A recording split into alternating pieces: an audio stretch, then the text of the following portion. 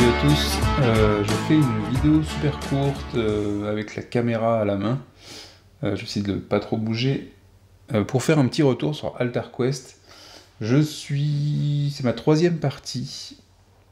Je vais laisser ma caméra pour l'instant ici. C'est ma troisième partie d'AltarQuest. Je suis au milieu du premier scénario de la campagne. Qui reprend finalement le premier scénario que j'ai joué en standalone, qui était la recherche. On recherchait un altar. Ici, on doit rechercher une urne pour un maire vampire qui nous a confié cette mission, sur les ordres de la reine, bien sûr.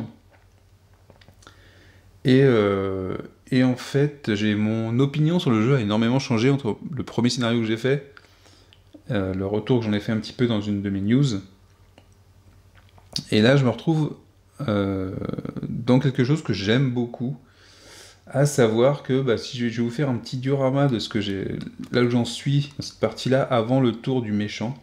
Enfin, je fais pas de gameplay spécialement, hein, mais c'est vous donner un peu le fil du jeu, le feeling. C'est que ici, vous voyez que j'ai un des Raglanders, donc c'est une sorte d'homme cochon.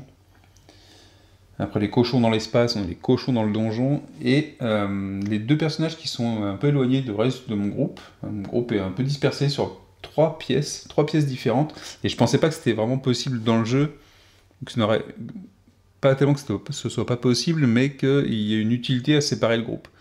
Et en fait là ça s'est fait naturellement pour différents besoins et différentes choses qui sont arrivées. Et en fait les deux qui sont ici, ce sont des alliés, ce sont des cartes alliées, qui en fait on les utilise, il y a une action possible sur les cartes alliées, donc ils sont pas super forts non plus, ils n'ont pas des possibilités de soins tout seuls, c'est assez limité. Donc j'ai un de mes personnages, quand même un de mes héros, qui est juste derrière ici la porte, qui pourra lui tirer à distance, si jamais lui il arrive. Lui j'ai rapproché, c'est un hobbit, je l'ai rapproché pour que lui puisse se déplacer, parce j'avais l'option de le faire déplacer en même temps. Donc c'est les petites actions qu'on a sur les cartes alliées, hein, ici. J'ai une action principale quand je fais un exhaust de la carte, et avec un dé d'altar présent, j'avais la possibilité de gagner une... Ici c'est gagner une ressource, mais dans l'action ici je pouvais faire soit un déplacement de 6 avec ce personnage-là, donc il était dans la pièce d'à côté, il s'est rapproché, et il pouvait déplacer, soit faire une attaque, mais là c'était pas possible, ou déplacer une figurine, pas un héros, hein, une figurine, donc les alliés ou même les ennemis d'ailleurs. Oui, je pouvais le faire. Ou les ennemis, enfin n'importe quelle figurine de 2 cases. Donc j'ai fait déplacer l'autre personnage, l'autre allié qui était un peu plus faible, ici. Pourquoi ? Parce qu'au tour suivant, en fait j'avais raté l'attaque avec lui, j'avais raté l'attaque sur lui, donc j'ai pas pu l'éliminer. Et au tour suivant, forcément lui il va se mettre à attaquer. Et mes alliés sont pas super résistants. Et en plus dans le scénario, enfin cette race, cette faction ennemie, en fait, elle a des petits marqueurs menaces qui sont ici, qui sont leur odeur. En fait, leur odeur est super forte. Et avant de s'activer, le nombre de pions ici va donner un nombre de points de blessure, enfin un test de résistance. Autrement dit, là il y a 6. Ça veut dire qu'une résistance de 6, on doit faire pour éliminer les différents ce niveau de difficulté, pour le faire réduire, il faut avoir des succès avec les dés. Et je sais plus avec quelles caractéristiques, mais bref. Et si on rate, ça nous fait faire des dégâts directement, qui passent au-delà de l'armure. Et donc forcément, moi j'avais réussi à contenir le monstre dans cette salle-là, donc j'avais fait en sorte d'avoir mon personnage qui le maintenait ici, mais après j'ai dû reculer, enfin bref.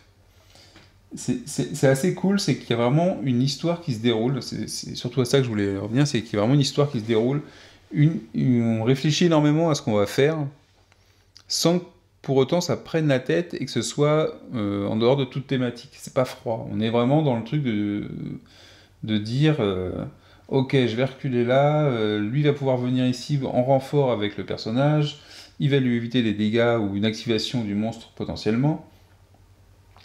Pendant ce temps-là, j'ai la deuxième partie du groupe qui est partie découvrir une autre pièce. Donc ici on avait un labo, ici on a une bibliothèque. Des monstres sont apparus ici, et j'étais un peu gêné, c'est que mon paladin ici, il était obligé de s'arrêter à la porte, il n'avait plus d'action possible, donc il ne pouvait pas aller bloquer ou aller attaquer les ennemis. mais il faisait figure finalement de blocage, c'est-à-dire pour éviter que les ennemis sortent et nous attaquent tous. Il y a un piège qui a été révélé. Donc ce piège, lui, va rajouter justement ce petit marqueur menace sur les minions, sur tous les minions. Donc les minions, ce sont tous les ennemis autres que le boss. Et avec la sorcière, j'ai quand même réussi à m'approcher avec une combinaison de cartes et de différents effets pour pouvoir rentrer dans la pièce et faire venir mon gros matou, là, qui me sert d'allié aussi, dans la même pièce près des ennemis. Alors qu'au départ, il était trop loin et j'aurais jamais pu le faire rentrer dans la pièce, et grâce à un sort, j'ai pu le faire venir près de moi. Donc ça, c'était plutôt cool. Et la situation a énormément changé entre le moment où j'ai découvert la pièce, où je me posais la question de savoir ce que j'allais faire avec et comment j'allais bloquer les ennemis. Mais du coup, voilà, on se retrouve répartis dans 1, 2, 3 salles dans cette aventure. Alors évidemment, au niveau du plan de jeu, c'est un peu le bazar, puisque j'ai ici les 3 personnages principaux, il y a 3 héros. 1, 2, 3. Et il y a quand même beaucoup de cartes. Parce qu'il y a des cartes qui sont données par le scénario au fur et à mesure de l'aventure. Ça, c'est différent d'une mission standalone. On a des choses qui viennent en plus. Donc ici, par exemple, ici, j'ai un message de la reine Valerie. J'ai un de mes alliés, l'allié qui est ici justement, qui est venu par le scénario, qui est venu par l'histoire plutôt.